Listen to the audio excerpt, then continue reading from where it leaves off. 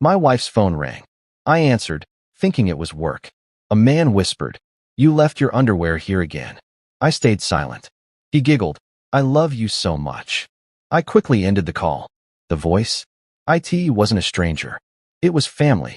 You know how they say life can change in an instant? Yeah, well, whoever came up with that gem of wisdom clearly had a crystal ball, because mine went from suburban dad bliss to Jerry Springer episode faster than you can say plot twist from hell. There I was, doing what every red-blooded American husband does on a Tuesday evening, standing at the kitchen sink like some domesticated caveman, scrubbing the remnants of our family dinner off plates that cost more than my first car. The kids had demolished their mac and cheese like tiny Vikings, leaving behind a battlefield of orange cheese dust and the kind of mess that makes you question your life choices. But hey, that's parenthood for you.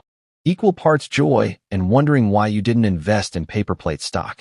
My wife Sarah had bounced out about 20 minutes earlier, muttering something about needing milk and bread from the store.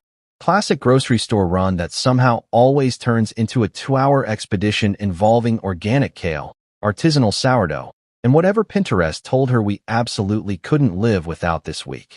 She'd left her phone sitting on the granite counter like it was radioactive waste, which, let me tell you, should have been my first red flag. Sarah and her iPhone had a relationship more committed than most marriages.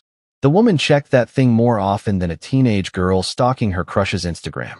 So there I am, elbow deep in sudsy water, when her phone starts buzzing like an angry wasp trapped in a jar. The caller ID just showed a number, no name, no photo of some soccer mom from the PDA or her sister calling to complain about her latest dating disaster. Just digits. Cold, anonymous digits that somehow felt wrong from the get-go. Now, normally I wouldn't touch Sarah's phone with a 10-foot pole. Not because I'm some saint or anything, but because the last time I accidentally answered it, I got stuck in a 40-minute conversation with her cousin about her cat's digestive issues.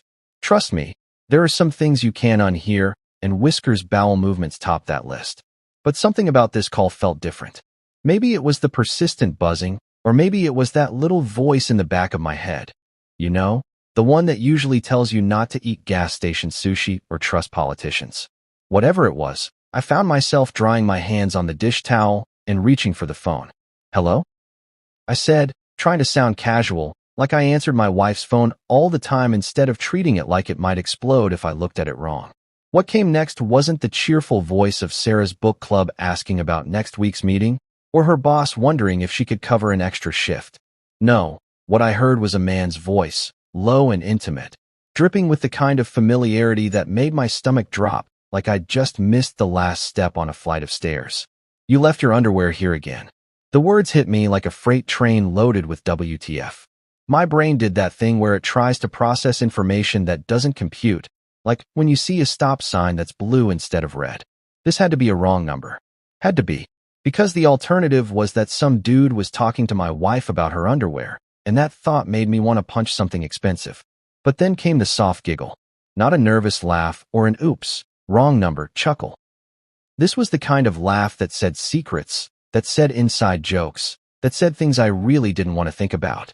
It was followed by 3 little words that might as well have been delivered by a wrecking ball to my chest. "I love you so much." My grip on the phone tightened until I thought the screen might crack under the pressure. My ears were burning like someone had set them on fire, and I could feel my pulse hammering in my temples. The voice on the other end wasn't done, either. There was more, something about missing her, about when they could see each other again, about how he couldn't wait to hold her. I hung up. Just straight up ended the call like I was hanging up on a telemarketer trying to sell me extended car warranties. But unlike those calls, this one didn't leave me feeling victorious. Instead, I stood there staring at Sarah's phone like it had just grown fangs and started hissing at me. The device sat there on the counter, innocent as a sleeping baby, giving no indication that it had just delivered the kind of news that makes grown men question everything they thought they knew about their lives. The screen went dark, but I kept staring at it, waiting for it to ring again, dreading that it might, hoping that it wouldn't. My mind was racing faster than a NASCAR driver on Red Bull. This had to be a mistake. Had to be. Maybe it was a prank call. Maybe it was some kid with too much time on his hands and a sick sense of humor. Maybe it was a wrong number, and some poor bastard somewhere was wondering why his girlfriend wasn't answering her phone. But deep down, in that place where your gut lives and tells you uncomfortable truths you don't want to hear, I knew better. The voice wasn't that of a stranger. It wasn't some random dude who dialed the wrong number. No, this voice had something that made my blood run cold: familiarity. Not just the familiarity of someone Sarah knew, but someone I knew. The inflection, the way he said certain words, even that damn laugh, they all triggered something in my memory that I wasn't ready to face. I set the phone down carefully, like it might explode if I moved too fast. My hands were shaking, and I realized I was holding my breath. The kitchen suddenly felt too small, too quiet, too normal for what had just happened. The half-washed dishes in the sink, Chloe's drawings stuck to the refrigerator with magnets shaped like farm animals, the grocery list Sarah had written in her neat handwriting. Everything looked the same, but nothing would ever be the same again. That's when it hit me like a punch to the gut. I was standing in my own kitchen, in my own house, holding my own wife's phone, and I'd just heard another man tell her he loved her. The American dream had just turned into the American nightmare, complete with a soundtrack of my own heartbeat drowning out the hum of the refrigerator. You know what they say about sleeping dogs? Well, whoever came up with that brilliant piece of wisdom clearly never had their entire world flipped upside down by a phone call. Because let me tell you, when you suspect your wife is cheating on you with your own flesh and blood, sleep becomes about as elusive as finding a decent pizza in a gas station. That night, I lay in bed next to Sarah like I was sharing a mattress with a complete stranger, listening to her breathe and wondering how long this had been going on right under my nose. She slept like a baby, the kind of peaceful, guilt-free slumber that apparently comes with being a world-class actress. Meanwhile, I was staring at the ceiling like it held the answers to life's greatest mysteries, my mind running through scenarios that would make a soap opera writer jealous. Every little sound she made, every shift in her breathing, every unconscious movement had me analyzing like I was some kind of bedroom detective. When morning finally crawled around, and trust me, it took its sweet time, I decided to channel my inner Sherlock Holmes. Not the brilliant deduction part, mind you, but the obsessive investigation part. If Sarah was playing games, then two could play that particular sport. Time to test the waters and see just how deep this deception went. I started small, like a fisherman testing the current before casting the big line. Over coffee and toast that tasted like cardboard mixed with betrayal, I threw out some casual questions. You know, the kind of innocent spousal interrogation that happens in kitchens across America every morning.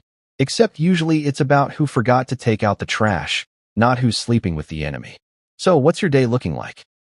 I asked, watching her face over my coffee mug like I was studying for a final exam in advanced bullshit detection. She rattled off her usual routine: work, grocery store, again, because apparently we were always one banana away from starvation, maybe lunch with her sister. All delivered with the kind of casual confidence that made me wonder if she'd been practicing in the mirror. Her eyes never quite met mine, though. That was new. Sarah had always been the type to maintain eye contact during conversations, even when she was telling me about her day at the DMV or describing some reality TV drama I couldn't care less about. Lunch with Jennifer? I pressed, naming her sister like I was testing a theory. Haven't seen her in a while. How's she doing with the divorce? Oh, you know Jen, Sarah said with a laugh that sounded just a fraction too forced.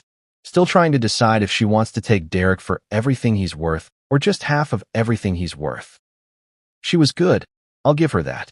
The response was perfectly Sarah, complete with the kind of casual sister gossip that usually made my eyes glaze over. But there was something off about the timing, like she'd paused for just a millisecond too long before answering. Or maybe I was becoming one of those paranoid husbands who sees conspiracy theories in their wife's breakfast choices. Throughout the day, I found myself becoming the kind of guy I used to make fun of, checking her location on the Find My Friends app like some kind of digital stalker, noting when she was online versus when she said she was in meetings, mentally cataloging every detail that seemed even slightly out of place. It was exhausting and pathetic and necessary all at the same time. The real test came that evening when our 6-year-old daughter Chloe was at the kitchen table, tongue sticking out in concentration as she worked on her math homework. Addition and subtraction problems that seemed laughably simple compared to the emotional calculus I was trying to figure out in my own head. There's something beautifully innocent about watching a kid struggle with what's 7 plus 5. When you're sitting there trying to solve, what's marriage plus betrayal divided by family dysfunction? Sarah's phone buzzed on the counter, the same counter where it had delivered yesterday's bombshell. This time, though, I was ready. I watched Sarah's reaction like a hawk studying a mouse, looking for any telltale signs of guilt or excitement or whatever emotion people feel when their secret lover sends them a text. She glanced at the phone, and for just a split second, I swear I saw something flicker across her face. Not quite a smile, not quite relief, but something. Then she looked at me, caught me watching her, and that something vanished faster than free samples at Costco. "Work," she said, holding up the phone like it was evidence in her defense. "Steve wants to know if I can cover the morning shift tomorrow." Steve was her manager, a guy in his 50s who wore polo shirts tucked into khakis and talked about golf like it was a religion. The most exciting thing Steve had probably ever done was order the spicy mustard instead of regular. If Steve was texting Sarah at 8 o'clock at night about shift coverage, then I was the Queen of England.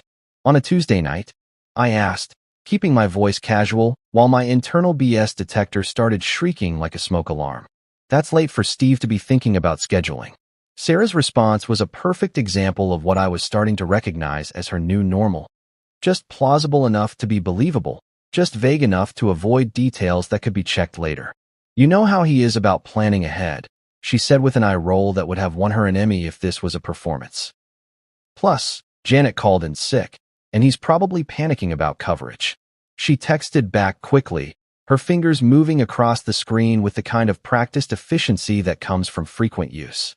Then she set the phone face down on the counter, another new habit I'd started noticing.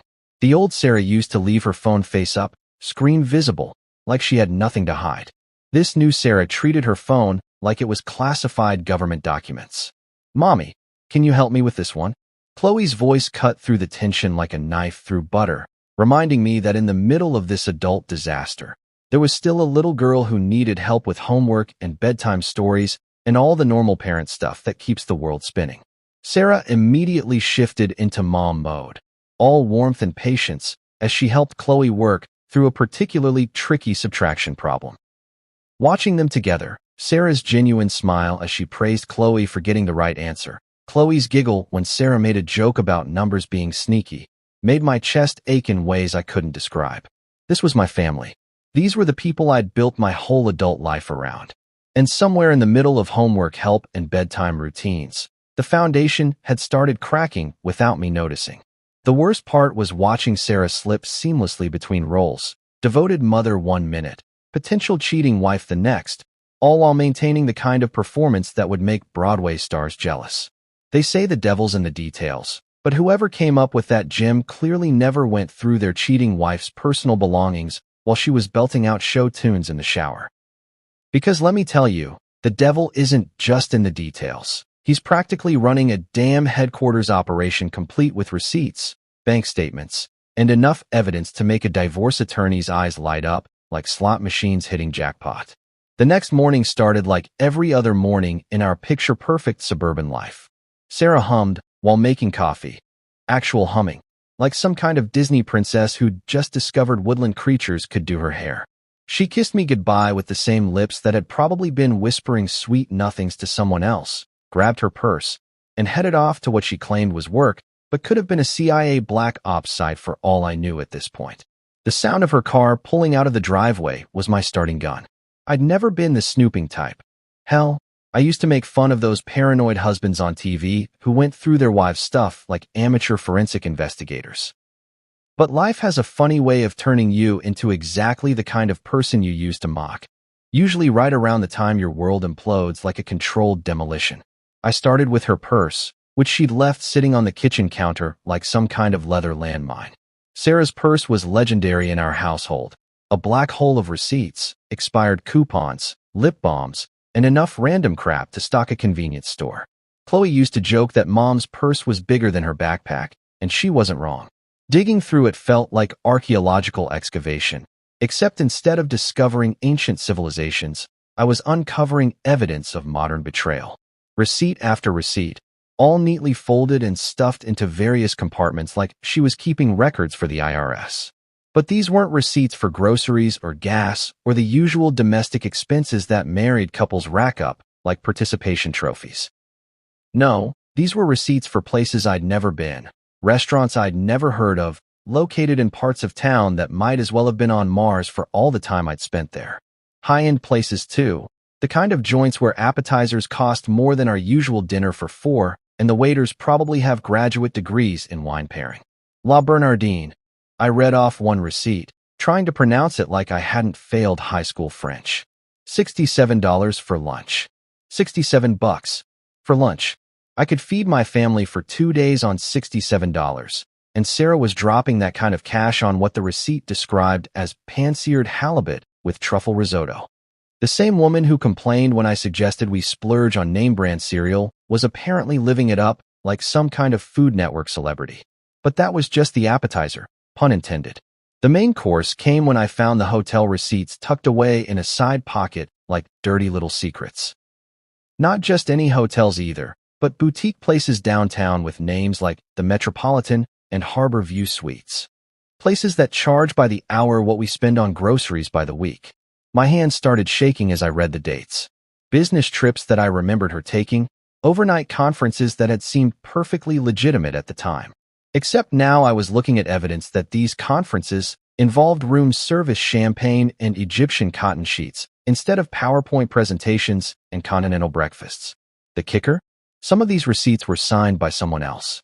Not Sarah's neat, careful signature that I'd seen on birthday cards and mortgage documents, but a man's handwriting. Sloppy, confident strokes that spelled out a name I recognized from family Christmas cards and wedding invitations. Marcus, my own goddamn brother. Seeing his name on those receipts was like getting punched in the gut by reality wearing brass knuckles. This wasn't some stranger sweeping my wife off her feet with romantic dinners and luxury hotels. This was my brother, the same guy who used to give me wedgies and steal my lunch money, who'd borrowed $5,000 from me last year to get back on his feet after his own divorce. I moved on to her dresser, rifling through drawers that used to be off-limits not because they were forbidden, but because they were boring.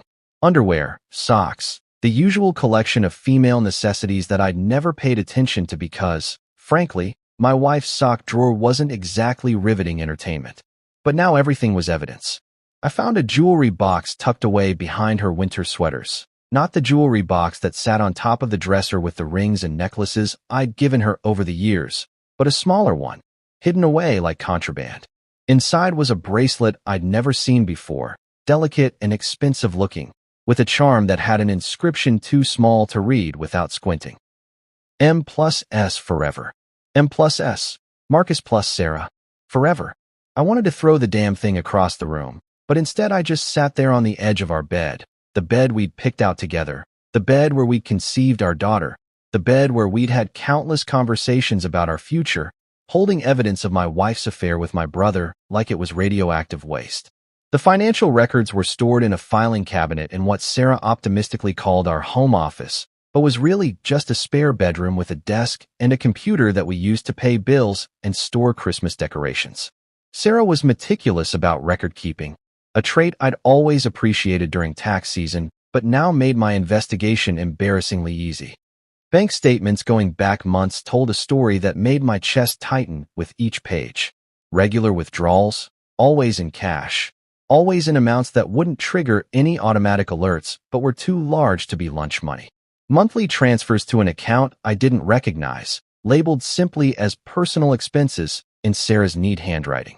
But the real smoking gun was buried in a folder marked miscellaneous, because apparently that's where you file evidence of your secret life. Transfer records to an account under Marcus's name. Not loans, not gifts, but regular payments with memo lines that made my blood run cold. Hotel expenses, dinner reimbursement, weekend getaway. My wife wasn't just having an affair with my brother. She was financing it. Using our joint savings, money we'd set aside for Chloe's college fund and family vacations, to pay for romantic rendezvous with the man who'd stood up at our wedding and toasted our eternal happiness. You know that moment in horror movies when the protagonist knows they should run, but instead they creep deeper into the haunted house. Well, Turns out real life has its own version of that scenario, except instead of ghosts and demons, you're dealing with text messages and phone logs that are about to destroy everything you thought you knew about your marriage. And just like those movie characters, I knew I should stop digging, should preserve what little sanity I had left, but I couldn't help myself. I needed to see how deep this rabbit hole went, even if it led straight to hell. Finding the paper trail had been like discovering the tip of an iceberg, impressive and damaging, sure, but I had this sinking feeling that the real wreckage was still hidden beneath the surface. The smoking gun, the absolute proof that would turn my suspicions from paranoid husband territory into cold, hard, divorce court-ready evidence, was sitting right there in Sarah's phone. The same phone that had started this whole nightmare, now taunting me from the kitchen counter like some kind of digital Pandora's box. The opportunity came when Sarah announced she was taking a shower, one of those luxurious, 20-minute affairs that involved enough steam to rival a sauna and more beauty products than a department store cosmetics counter. She'd left her phone charging on the nightstand, face down as usual, like it was trying to hide from me.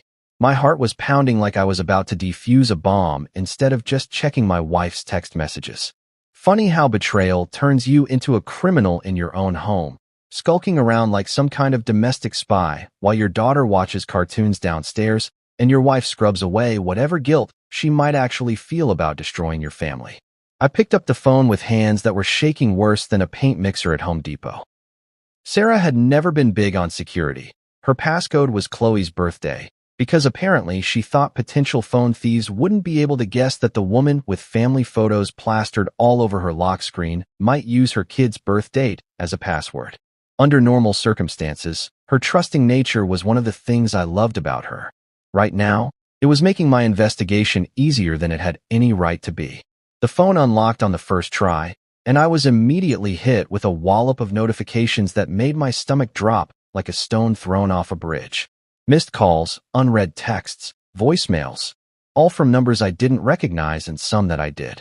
But it was the messaging app that really caught my attention, showing preview texts that made my blood run cold even in their truncated form.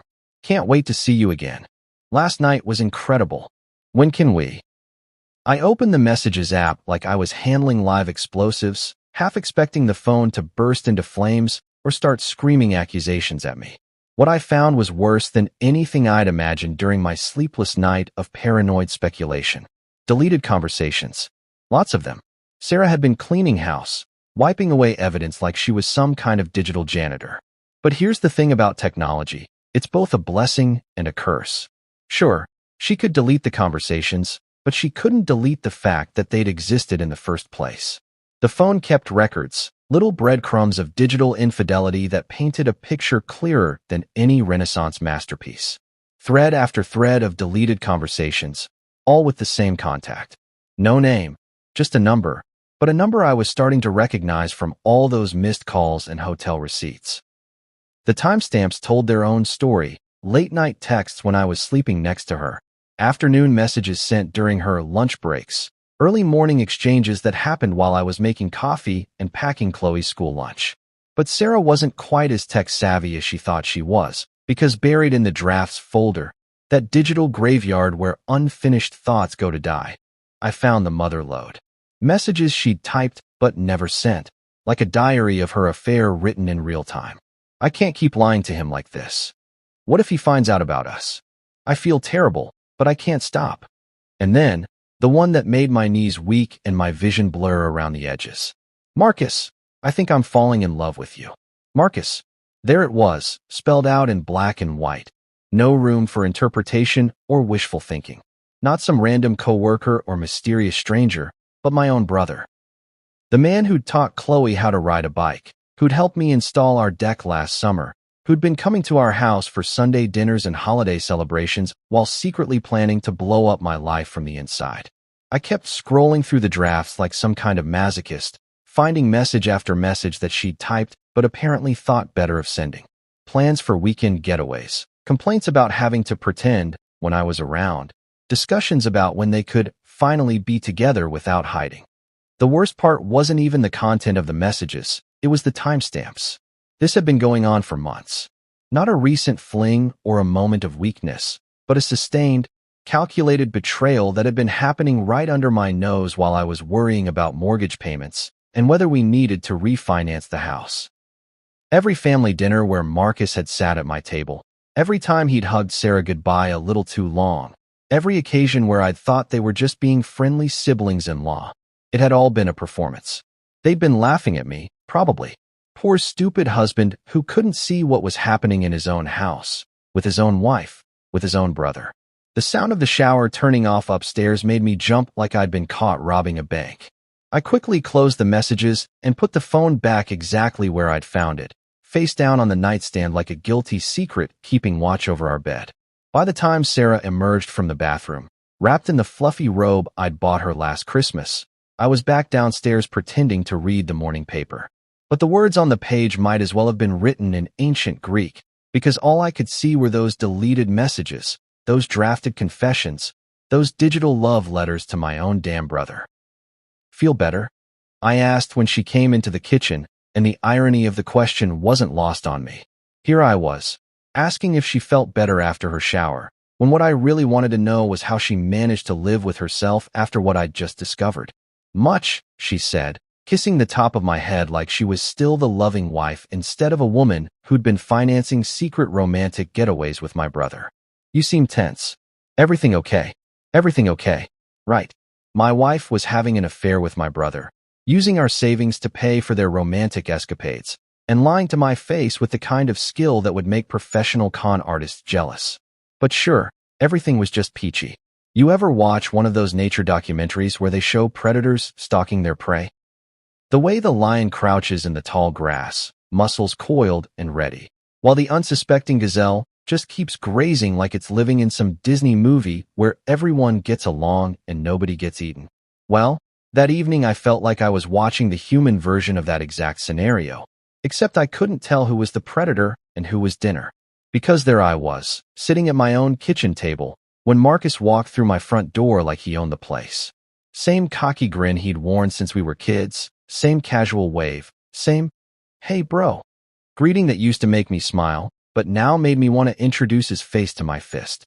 He was carrying a bottle of wine, some fancy red that probably cost more than my weekly grocery budget, and wearing that ridiculous polo shirt that made him look like he was about to tee off at the country club instead of having dinner with the family he was systematically destroying.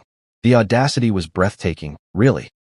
Here was a guy who'd been sleeping with my wife, spending my money, and planning a future that didn't include me, and he had the balls to show up at my house with wine and small talk like he was some kind of beloved family member instead of a backstabbing snake in khakis. "Sarah," he called out, like he was announcing his arrival to his girlfriend instead of his brother's wife. "I brought that Cabernet you mentioned, the one from that little winery the one I heard you talking about. Nice save, Romeo. Real smooth. If I hadn't already seen the evidence, that little slip might have flown right over my head. But now I was listening to everything with the intensity of a FBI wiretap, cataloging every word, every glance, every microscopic interaction that proved what I already knew but wasn't ready to confront yet. Sarah practically floated into the room when she heard his voice, and watching them greet each other was like witnessing a masterclass in acting. The casual hug that lasted just a fraction too long, the way her hand lingered on his arm when she thanked him for the wine, the shared look that passed between them for maybe half a second before they remembered I was standing right there, watching this performance like the world's most uncomfortable audience of one. "You didn't have to bring wine," Sarah said, but her tone suggested she was pleased he had. "I made that roast you love so much." The roast he loves. Not the roast we all love, or the roast that's good for family dinners. The roast he loves. Because apparently Sarah had been taking requests from her lover and serving them up at family dinner like some kind of twisted room service. "Smells incredible," Marcus said, taking a deep breath like he was savoring more than just the aroma of pot roast. "You always did know your way around the kitchen. Always did." Like he'd been sampling her cooking in contexts that didn't involve family gatherings.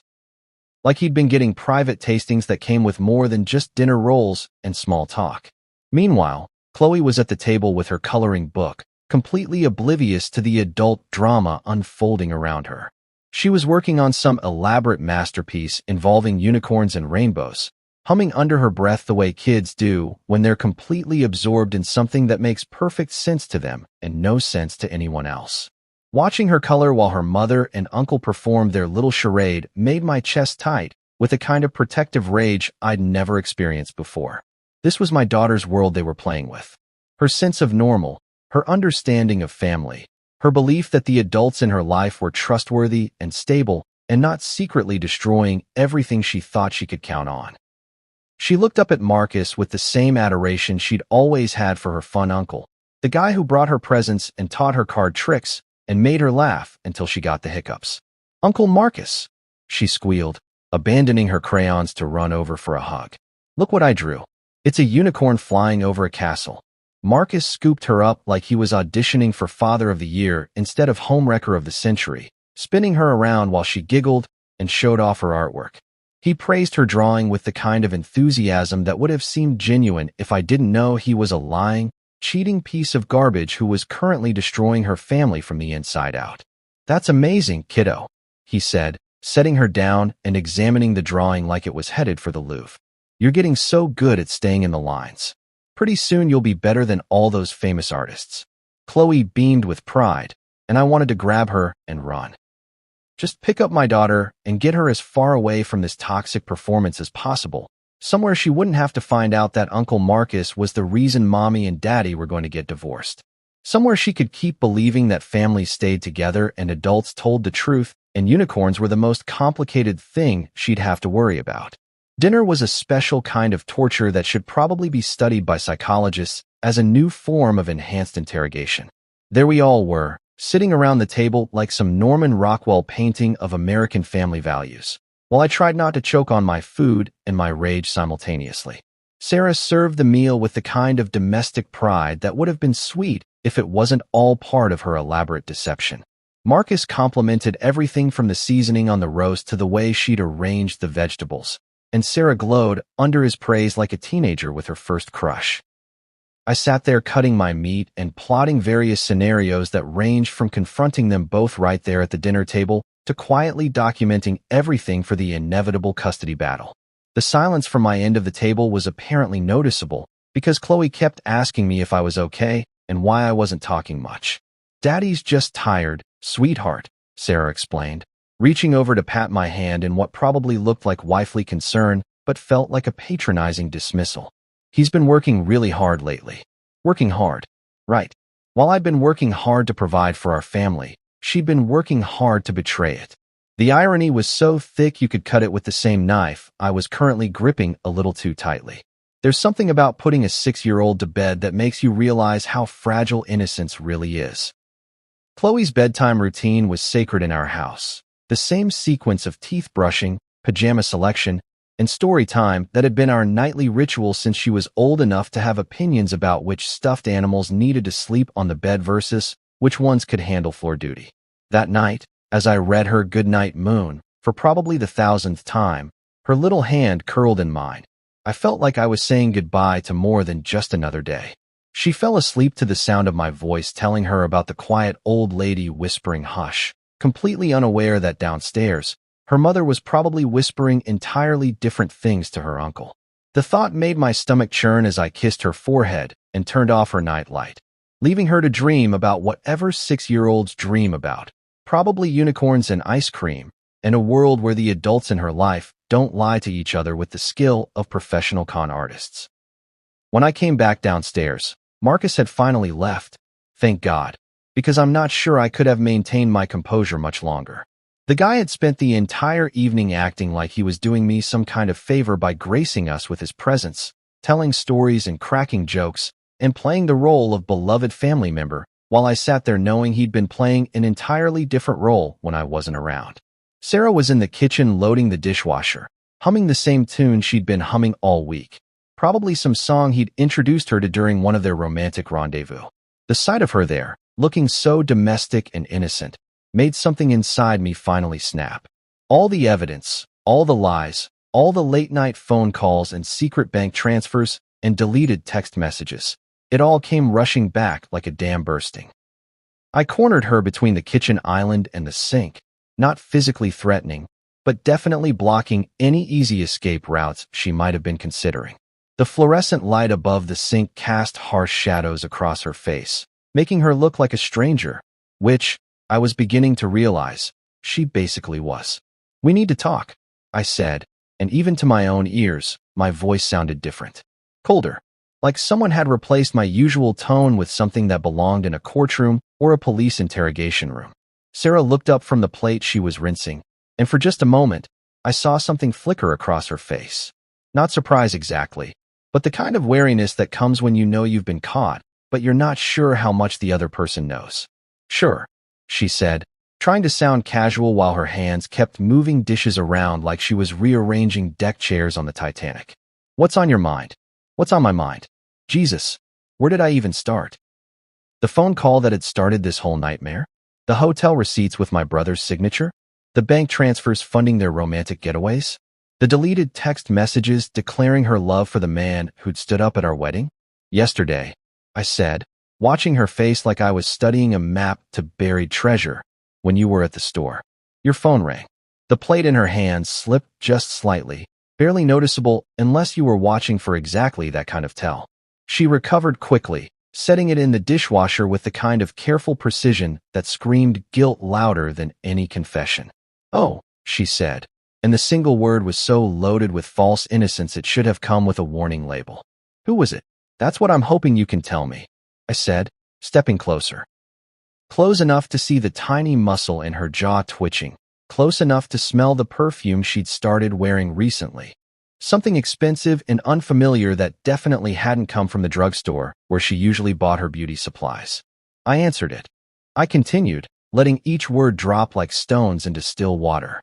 "Someone called looking for you." "A man." Sarah's face went through a series of micro-expressions that would have been fascinating to watch under different circumstances. Confusion, then recognition, then something that looked almost like relief before settling on indignation. The default emotion of people who've been caught red-handed but are going to try to brazen their way out of it anyway. "You answered my phone," she said, and the way she said it, you'd think I'd committed some kind of cardinal sin instead of just picking up a ringing device in my own kitchen. That's a violation of privacy." "Privacy?" The woman who'd been financing secret affairs with our joint bank account wanted to lecture me about privacy. The irony was so thick you could practically taste it. "Privacy," I repeated, letting the word hang in the air between us like a bad smell. "That's interesting. You want to talk about privacy while some guy is calling you about your underwear?" Her face flushed red, then drained white, then flushed red again like she couldn't decide which shade of guilt worked best with her complexion. She opened her mouth, probably to launch into some elaborate explanation involving wrong numbers and mistaken identity, but I cut her off before she could spin another web of bullshit. "He said he loved you, Sarah." Those were his exact words. "I love you so much." And you know what? I recognized his voice. That's when her whole performance finally cracked.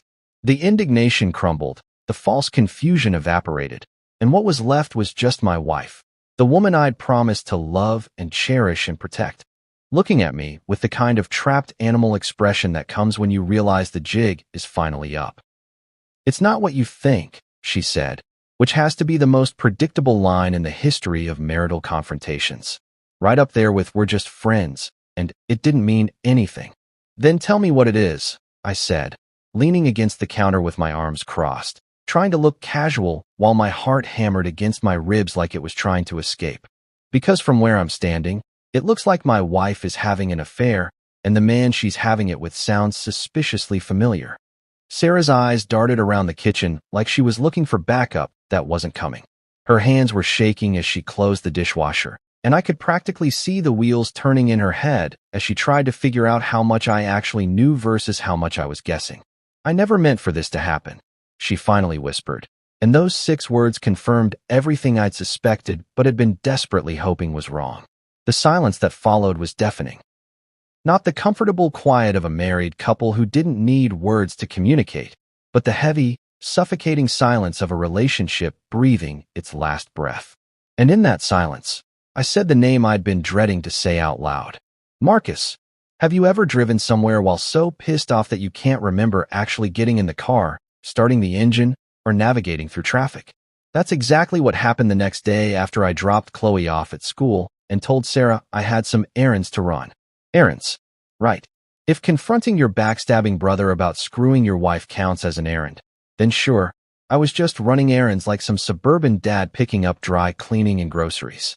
The drive to Marcus's apartment complex gave me way too much time to think, which was about as helpful as gasoline at a bonfire.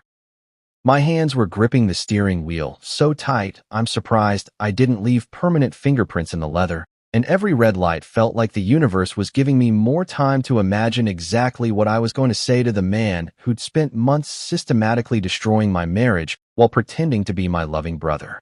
Marcus lived in one of those trendy downtown lofts that cost more per month than most people's mortgage payments. The kind of place that screams, "I'm a bachelor with disposable income and questionable life choices." All exposed brick and floor-to-ceiling windows, probably filled with furniture that cost more than my car and had names like Barcelona chair or mid-century modern something or other. The perfect bachelor pad for a guy who apparently specialized in seducing his brother's wife with fancy dinners and expensive hotels. I'd been to his place maybe 3 times since he'd moved there after his own divorce last year. Sarah had always made comments about how stylish it was, how sophisticated Marcus had become, how different it was from our suburban house, with its family-friendly furniture and Chloe's toys scattered around like colorful landmines. Now I realized those weren't just casual observations, they were comparisons. She'd been measuring our life against his, and apparently finding ours lacking. The building had one of those fancy intercom systems where you had to be buzzed up, but I'd watched Marcus punch in the code enough times to remember it. Because that's the thing about family. You pay attention to the little details, you trust people with access to your life. You assume that blood means something more than just shared DNA and childhood memories. You assume wrong, as it turns out. The elevator ride to the 8th floor felt like it took about 17 hours, giving me plenty of time to rehearse what I was going to say. I'd run through dozens of scenarios during the drive over, everything from calm, rational discussions to screaming matches that would probably get the cops called. But standing there in that expensive elevator, listening to jazz music that was probably supposed to be soothing but just made me want to punch something, I realized that no amount of mental preparation was going to make this conversation easier. Marcus's door was at the end of the hallway, behind one of those heavy wooden barriers that probably cost more than most people's monthly rent. I stood there for a moment, fist raised to knock, wondering if there was any chance I was wrong about all of this. Maybe there was some explanation that didn't involve my brother betraying me in the most fundamental way possible. Maybe those text messages were fake, those hotel receipts were forgeries, and that phone call was some elaborate prank that had gotten way out of hand. But deep down, I knew better. The evidence was too overwhelming, too consistent, too fucking obvious once you knew what to look for. So I knocked on that door with all the enthusiasm of a man walking to his own execution. The door opened, and there was Marcus in all his traitorous glory. He was wearing one of those casual button-down shirts that probably cost more than my weekly grocery budget. The kind of outfit that says, "I'm successful and sophisticated," but really just screams, "I have terrible priorities and spend too much money trying to impress people." His hair was perfectly styled, his apartment smelled like expensive cologne, and he had that same cocky smile he'd been wearing since we were kids, the one that used to make me laugh, but now made me want to rearrange his face with my fist. "Hey bro," he said, like I was there for a social visit instead of to confront him about destroying my family. "This is a surprise. Come on in. Want a beer? I just got this craft brew from some microbrewery in Oregon that supposedly uses hops grown in volcanic soil or some shit like that." Craft beer. Of course. Because regular beer wasn't sophisticated enough for a man who was apparently sophisticated enough to steal his brother's wife, but not sophisticated enough to feel bad about it. I stepped into his apartment without saying a word, taking in the space that had probably been the setting for God knows how many romantic encounters with my wife. The living room looked like something out of a magazine. All clean lines and carefully placed accent pieces, with not a single family photo or personal touch that might suggest someone actually lived there instead of just posing for interior design photo shoots. "Nice place," I said, and even I could hear the edge in my voice. "Very intimate." Marcus was already heading toward his kitchen, probably to get those fancy beers he'd mentioned, but something in my tone must have registered because he stopped and turned around. For the first time since I'd arrived, he actually looked at me. Really looked at me. And I saw his expression change from casual brotherly welcome to something that looked suspiciously like recognition. "You okay?" he asked, and there was just enough wariness in his voice to let me know that some part of him knew exactly why I was there. "You seem a little tense." Tense. Right. I was about as tense as a bowstring being pulled by the Incredible Hulk, and this asshole was going to stand there pretending he didn't know why. "I'm fine," I said, staying right where I was instead of following him deeper into his love nest. "Just wanted to have a conversation with my brother. You know, catch up on things. See what you've been up to lately." The fake smile on Marcus's face flickered like a TV with bad reception. He was smart enough to know that casual brotherly visits weren't really my style, especially not on a random Wednesday morning when I should have been at work. But he was also arrogant enough, or maybe just stupid enough, to think he could charm his way out of whatever this was. "Well, you know me," he said with that laugh I'd heard on Sarah's phone, the one that had started this whole nightmare. Same old Marcus. Working too much, dating too little, trying to figure out what the hell I'm doing with my life. Dating too little. Jesus Christ, the balls on this guy. He was standing there talking about his dating life, while he'd been systematically dating my wife for months. The sheer audacity was breathtaking in its scope. "Really?" I said, taking a step closer. "Because from what I hear, your dating life has been pretty active lately." That's when the mask finally started to slip. Marcus's casual smile froze in place like someone had hit the pause button on his performance, and I could practically see him running through possible responses in his head. Deny everything? Act confused? Double down on the innocent brother routine? "I don't know what you mean," he said, but his voice had lost that confident tone he'd been using since I walked in. Now he sounded like someone who was trying very hard to sound casual and failing spectacularly. "Sarah's phone rang yesterday," I said, watching his face like I was studying evidence at a crime scene. "While she was at the store?" I answered it. The color drained from Marcus's face so fast I thought he might actually faint. All that expensive styling and sophisticated posturing couldn't hide the look of a man who'd just realized he'd been caught with his hand in the cookie jar. Except instead of cookies, it was his brother's wife, and instead of a slapped wrist, he was looking at the complete destruction of what was left of our family. "Oh," he said, and that single syllable contained more guilt than a full confession. "Yeah," I said, taking another step closer. "Oh." Imagine my surprise when some guy started talking about my wife's underwear. Imagine my shock when that same guy said he loved her. And imagine my absolute fucking amazement when I realized the voice belonged to my own brother. Marcus didn't even try to deny it. Maybe he was too shocked, maybe he was too guilty, or maybe he was just too arrogant to think he needed to explain himself to me. Instead, he just stood there looking like a deer caught in headlights. If deer wore expensive shirts, and lived in overpriced lofts and specialized in destroying their siblings' marriages. "I can explain," he finally said, which had to be the second most predictable response in the history of family betrayals, right after "it's not what you think." "Then explain," I said, crossing my arms and settling in for what was sure to be the performance of his lifetime.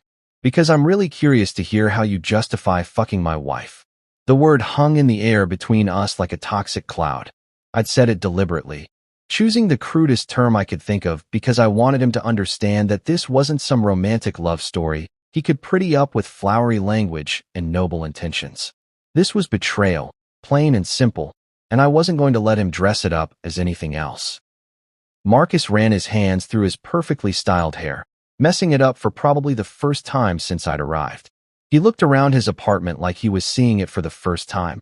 Maybe finally understanding how it would look from my perspective, the setting for his affair with my wife, funded by money from our joint accounts. "She needed someone," he said finally, and I almost laughed at the sheer weakness of his opening statement. "You work all the time, and she was lonely, and things just happened. Things just happened. Like adultery was some kind of natural disaster that had struck without warning, instead of a deliberate choice made by two people who decided their own desires were more important than my family's stability. You know what they don't tell you about having your life systematically destroyed by the two people you trusted most? They don't mention that afterward, you have to keep functioning like a normal human being. You still have to go to work, pay bills, help your kid with homework, and pretend that your entire understanding of reality hasn't just been fed through a wood chipper and set on fire. It's like being expected to perform surgery while someone's hitting you in the head with a baseball bat. Theoretically possible, but not exactly optimal conditions.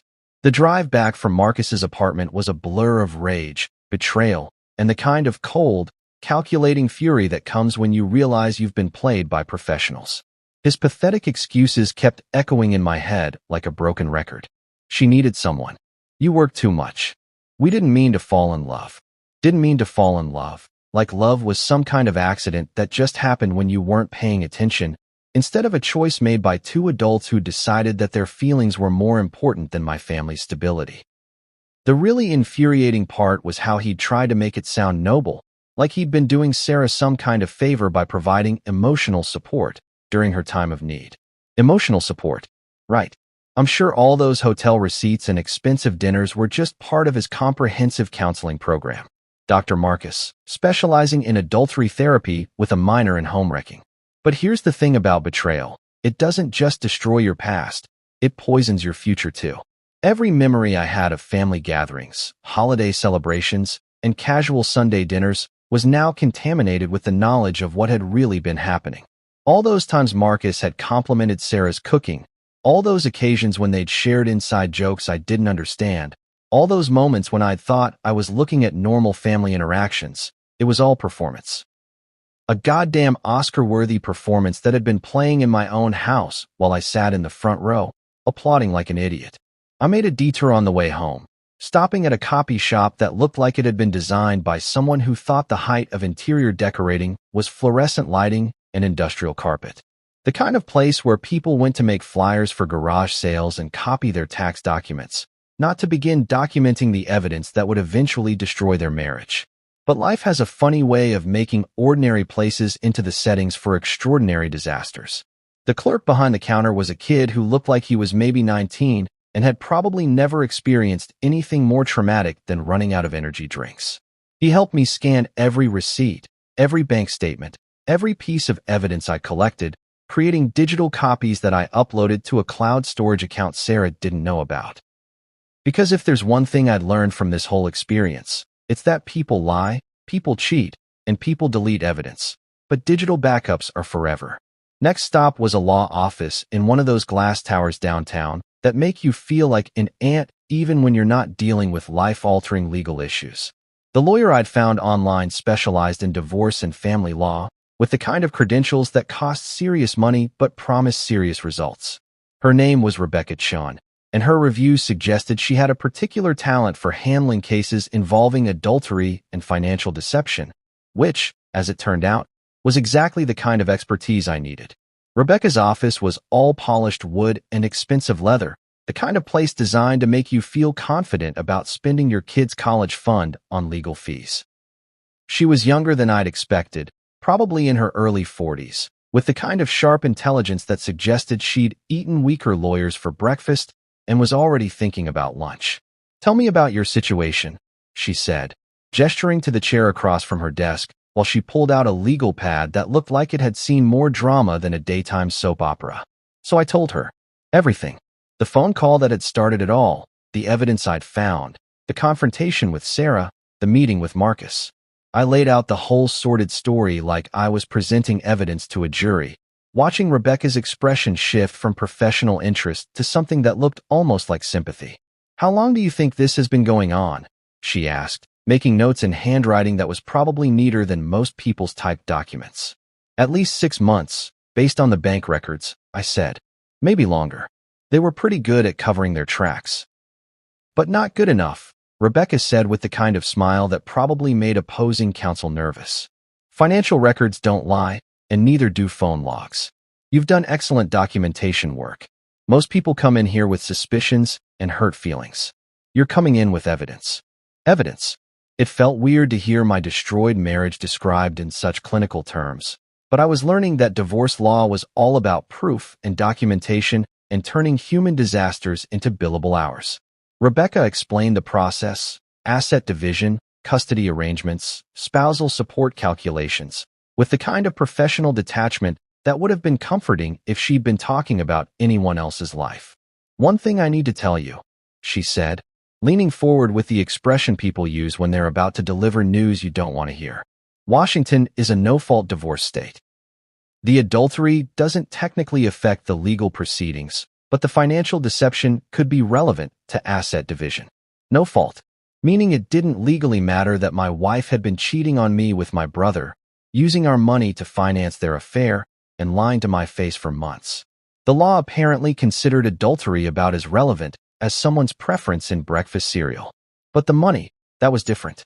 Spending marital assets on an affair was something the courts actually cared about. We'll need to freeze the joint accounts, Rebecca continued. And I'd recommend moving half the funds to an account in your name only. Legal, defensible, and it prevents further misuse of marital assets. Marital assets. That's what our life savings had become. Not the money we'd set aside for Chloe's education or family vacations, or the dream house we'd talked about buying someday, but marital assets to be divided and disputed and fought over in conference rooms that smelled like stale coffee and broken dreams. The next few days passed in a blur of legal preparations and emotional numbness. I opened new bank accounts, changed passwords on everything from our mortgage company to our streaming services, and began the process of untangling a life that had been woven together over 8 years of marriage. It's amazing how complicated it is to separate two lives that have been legally and financially joined. Every credit card, every insurance policy, every shared subscription becomes another thread to be cut. At home, the atmosphere was toxic enough to require hazmat suits. Sarah had moved into the guest bedroom to give us both space to think, which was probably the first honest thing she'd said in months. We maintained a veneer of civility around Chloe, but the silence between us was so heavy it felt like a physical presence in the house. Chloe, bless her innocent heart, kept asking why Mommy and Daddy seemed sad, why we weren't talking as much, why the house felt different. How do you explain to a 6-year-old that her mother had been cheating on her father with her uncle, using money meant for her college fund to pay for romantic getaways? How do you tell a child that the adults she trusts most in the world had been lying to everyone, including each other, for months? Sometimes grown-ups have problems they need to work through, I told her during one of our bedtime conversations, holding her small hand while she curled up with the stuffed elephant she'd had since she was 2. But no matter what happens, Daddy loves you very much, and nothing will ever change that. Are you and Mommy going to get divorced like Tommy's parents did? She asked with the kind of direct honesty that only kids possess. The question hit me like a physical blow. Tommy was a kid in her class whose parents had split up earlier in the year, and Chloe had come home with lots of questions about why some mommies and daddies didn't live together anymore. At the time, Sarah and I had answered those questions together, explaining divorce in the kind of gentle, age-appropriate terms that made it sound like a mutual decision made by adults who still cared about each other but couldn't live together anymore. Now I was facing the possibility of having that same conversation about our own family. I don't know, sweetheart, I said, because lying to her seemed wrong even if the truth was complicated. Sometimes marriages don't work out the way people hope they will. But if that happens, it doesn't mean Mommy and Daddy don't love you, and it doesn't mean anything is your fault. She nodded with the kind of solemn understanding that broke my heart. Kids are resilient, everyone says, but they shouldn't have to be. They shouldn't have to learn about adult failures and broken promises and the ways that people can hurt each other. They should get to believe in forever and trust that the adults in their lives have their shit together enough to provide stability and security. Meanwhile, Marcus kept calling. Not me. He was apparently smart enough to know that ship had sailed, but Sarah. I could hear her phone buzzing at all hours, see her checking messages when she thought I wasn't looking. The voicemails he left were masterpieces of self-justification and manipulation, each one saved automatically to the cloud storage where Rebecca could access them as evidence of ongoing contact. I know you're angry, one message said, but what we have is real. Don't let him make you feel guilty for finding happiness. Finding happiness, like destroying my family, was some kind of noble quest for personal fulfillment instead of a selfish betrayal that had collateral damage in the form of a 6-year-old girl who didn't deserve to have her world turned upside down by adult stupidity. Another message was more direct. I love you, Sarah. Whatever happens with him, that doesn't change. We can get through this together. Together. The word made my stomach churn, because it confirmed what I'd suspected. This wasn't just an affair that was ending now that they'd been caught. This was a relationship, a future they were planning, a life they wanted to build on the smoking ruins of my marriage. You know that moment in movies when the protagonist finally has enough evidence to confront the villain, and they dramatically spread everything out on a table like they're presenting the case to a jury? Well, turns out real life has its own version of that scene. Except instead of dramatic music and perfect lighting, you get the fluorescent buzz of your kitchen lights and the sound of your own heart hammering against your ribs like it's trying to escape before the shit hits the fan. I'd spent 3 days preparing for this moment, organizing every receipt, every bank statement, every call log, and every piece of evidence into neat little piles that told the complete story of my wife's betrayal. Rebecca had helped me create a timeline that read like a manual for how to destroy your marriage in 6 easy steps, complete with dates, dollar amounts, and enough documentation to make a forensic accountant weep with joy. Sarah was in the living room, curled up on the couch with a book she'd been pretending to read for the past hour. I say pretending because I'd watched her turn exactly 2 pages in 60 minutes, which either meant she was the world's slowest reader or her mind was somewhere else entirely. Probably planning her next romantic getaway with my brother, or figuring out how much of our joint savings she could transfer before I noticed. Chloe was at a sleepover at her friend Emma's house, which meant we could have this conversation without worrying about our daughter overhearing the kind of language that would make a sailor blush. I'd specifically arranged it that way, because some conversations require the kind of brutal honesty that 6-year-olds shouldn't have to witness. "Sarah," I said, my voice carrying the weight of every sleepless night and every moment of betrayal I'd discovered over the past week. "We need to talk. In the kitchen. Now." She looked up from her book with the expression of someone who'd been expecting this moment, but hoping it would never actually arrive. The kind of look you see on the faces of people who know they're about to be held accountable for their actions and aren't particularly thrilled about the prospect. "Can't it wait until after I finish this chapter?" she asked, which was probably the most ridiculous stalling tactic in the history of marital confrontations. Like we were discussing dinner plans instead of the complete destruction of our marriage. "No," I said, already heading toward the kitchen where I'd spent the afternoon arranging my evidence like some kind of domestic crime scene investigator. "It really can't." By the time Sarah reluctantly made her way to the kitchen, I had everything spread out across our dining table like the world's most depressing buffet. Hotel receipts arranged chronologically, bank statements highlighted to show suspicious transfers, phone records with Marcus's number circled in red ink, and printouts of text message logs that painted a picture clearer than anything Picasso ever created. Sarah stopped in the doorway when she saw the display, her face going through a series of expressions that would have been comical under different circumstances. Shock, recognition, fear, and finally something that looked almost like relief, the expression of someone who'd been carrying a heavy secret and was almost grateful to finally put it down. "Sit," I said, pulling out a chair on the opposite side of the table from where I'd been working. Not an invitation, but a command. The kind of tone I'd never used with her before, because our marriage had been built on respect and partnership and the assumption that we were on the same team. She sat, her eyes scanning the evidence spread out between us like she was looking at photographs from a crime scene. Which, in a way, she was. These were the receipts and records and documentation of every choice she'd made to prioritize her affair over our marriage. Every decision to spend our money on romantic dinners with my brother instead of our daughter's future.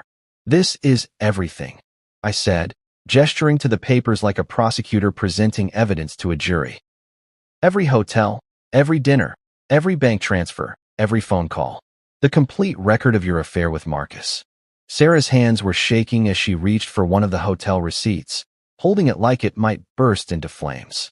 Her signature was right there at the bottom, along with Marcus's, proof that they'd been signing in together like some kind of twisted romantic couple.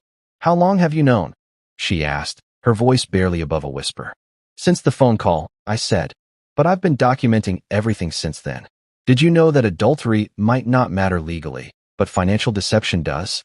Did you know that spending marital assets on an affair is considered dissipation of assets and can affect property division?" She winced like I'd slapped her. Good. She should wince. She should feel uncomfortable talking about the legal implications of her choices. because those choices had legal implications that went far beyond hurt feelings and broken trust. I never meant for it to go this far, she said, which had to be the third most predictable response in the history of marital betrayals. Right after, "It's not what you think, and we can work through this." "How far did you mean for it to go?" I asked, picking up one of the bank statements that showed a particularly large transfer to Marcus's account. "Was there a specific dollar amount where you planned to stop? A certain number of hotel rooms, that would have been your limit?" "It's not about the money," Sarah said, which was exactly what I'd expected her to say and exactly the wrong thing to say, while sitting across from thousands of dollars in evidence that it was absolutely about the money. "Really?" I said, holding up a receipt from that fancy French restaurant where they'd apparently celebrated their 3-month anniversary. "Because according to this, you spent $237 on dinner. That's more than we usually spend on groceries for a week." "But it's not about the money." Sarah started crying then, the kind of tears that come when you realize you've been caught and there's no way to explain away the evidence. Not the gentle tears of someone who's genuinely sorry, but the frustrated tears of someone who's mad that their secret life has been exposed. "You don't understand," she said between sobs. "Marcus makes me feel alive again. He pays attention to me. He listens to me. He makes me feel like I'm more than just a wife and mother. More than just a wife and mother." The words hit me like a physical blow, because being a wife and mother used to be something she was proud of. We used to joke about being a boring suburban family with our minivan and our mortgage and our weekend trips to Target. When had that become something she wanted to escape from instead of something she wanted to protect? "So this is my fault?" I asked, leaning back in my chair and trying to process the idea that my wife's affair was somehow a result of my failures as a husband. "I work 50 hours a week to support this family. I come home and help with homework and bedtime stories and weekend chores, and somehow that's not enough attention." "You work all the time," she said, like my job was some kind of hobby instead of the thing that paid for our house and our cars and her expensive dinners with my brother. "When was the last time we went out to dinner? Just the two of us? When was the last time you surprised me with flowers or told me I looked beautiful?" The questions hung in the air like accusations, and I felt something inside me snap. Not my temper, something deeper. The part of me that had been trying to understand her perspective, to find some way to make sense of her choices, to figure out how we'd gotten to this point. "When was the last time you told me you loved me and actually meant it?" I shot back. "When was the last time you kissed me without thinking about him? When was the last time you looked at our daughter and thought about how your choices might affect her future?" Sarah's tears stopped abruptly, like I'd flipped a switch. Her face hardened into an expression I'd never seen before, defensive, angry, and completely unrepentant. "Don't bring Chloe into this," she said. "This is between us." "No," I said, standing up and walking around the table until I was looking down at her. "This stopped being just between us the moment you started spending her college fund on hotel rooms. This stopped being just between us the moment you decided that your happiness was more important than her stability." That's when my phone buzzed with a text message. Without thinking, I picked it up and glanced at the screen, expecting to see something from work or maybe a message from Emma's mom about the sleepover. Instead, it was from Marcus. A message that had obviously been meant for Sarah's phone, sent to mine by mistake in what had to be the most perfectly timed accident in the history of terrible timing. "I love you. No matter what happens with him tonight, that doesn't change. We'll figure this out together." I stared at the screen for a moment, then slowly turned it around so Sarah could see the message. Her face went white as she read the words, probably realizing that her lover had just provided the final nail in the coffin of any chance she might have had of salvaging our marriage. "He sent this to the wrong number," I said, setting the phone down on the table next to all the other evidence.